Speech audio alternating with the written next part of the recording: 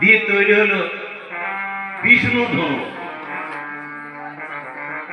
9 পর্বের পরে 7 পর্ব বাঁশ দিয়ে তৈরি হলো মহাদেবের ধনু, হরধনু, যেটা ভঙ্গ করেছিলেন। কে ভঙ্গ করেছিল? হরধনু ভঙ্গ করে কে বিবাহ করেছিল? এগুলো মাথায় রাখুন, হিন্দু ধর্ম, সনাতন ধর্ম।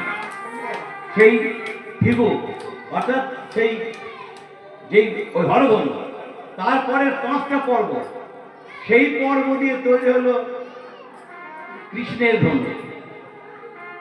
তারপরে 3টে পর্ব, সেই পর্ব দিয়ে তৈরি হলো অর্জুনের ধনু।